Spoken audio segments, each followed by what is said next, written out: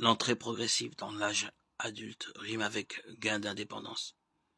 C'est une étape de la vie qu'il s'agit de bien accompagner alors que la société tend à se survaloriser le concept d'autonomie qui mérite d'être précisé.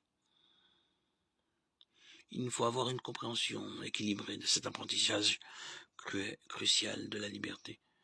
La philosophie des Lumières nous a habitués à revendiquer une liberté conçue comme autonomie, puisque comme l'écrit Rousseau, l'obéissance à la loi que l'on sait soi-même prescrit est liberté.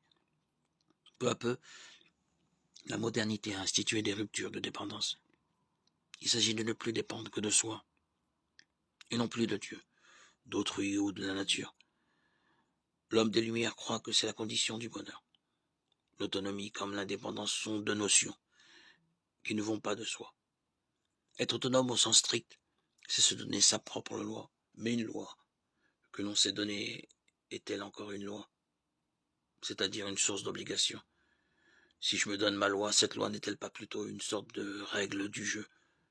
Revendiquer l'autonomie, n'est-ce pas une façon de rejeter finalement toute loi? Autonome, l'individu des Lumières croit l'être dès lors qu'il obéit à la loi de la raison.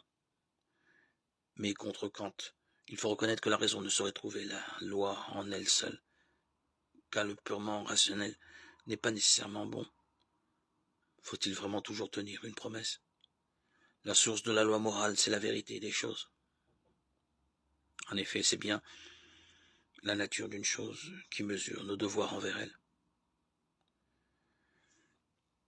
C'est pourquoi dans Personne et Acte, que l'obligation morale est l'expérience subjective de notre dépendance envers la vérité. Au sens strict, seul Dieu est parfaitement autonome, car il est sa propre bonté. Pour l'homme, il en va autrement. Il découvre au cœur de sa conscience une exigence fondamentale. Fais le bien, évite le mal, face à laquelle il va engager sa liberté. La notion d'indépendance est également problématique. Être par soi est, elle aussi, une prérogative divine. Nous dépendons tous, de fait, de l'existence d'un autre ou de l'activité d'un autre. Qu'est-ce que c'est de l'aspiration, cependant, de juste?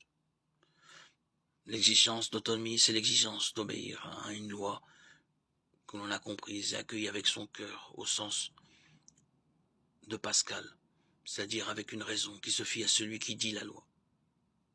Dès le commencement de notre existence, nous nous fions à autrui et nous recevons sa loi. Peu à peu, il s'agit de faire de cette loi reçue sa propre loi. Cela suppose que la confiance ne soit pas déçue. Cette autonomie n'est pas celle du Créateur, mais elle est celle d'une créature qui, parce qu'elle est douée de raison, est appelée à la responsabilité. Pour l'exercer, la créature doit se tourner vers la vérité des choses. L'indépendance est légitime envers ce qui est inférieur. Il s'agit de ne pas dépendre des choses ou de nos émotions. Se reconnaître dépendant, c'est se rendre capable d'honorer ce qui est à honorer, mais aussi de s'inscrire dans des interdépendances qui peuvent nous faire grandir.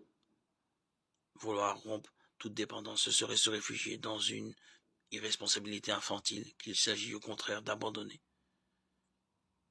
La liberté qui se cherche dans ces deux aspirations mérite donc d'être servie par une éducation qui en reconnaisse la nature. Une liberté simplement humaine et incarnée, indissociable de la responsabilité, qui doit renoncer à la souveraineté. La liberté humaine ne commence-t-elle pas par une acceptation du réel? À la préoccupation de se libérer, et notamment du réel ou de toute autorité, il faut substituer la préoccupation de se libérer à savoir pour des fins dignes d'être poursuivis, avant de chercher l'autonomie ou la dépendance. C'est vers les fins qu'il s'agit de se tourner, dans la mesure où la liberté n'est rien si l'on ignore en vue de quoi il convient de l'exercer.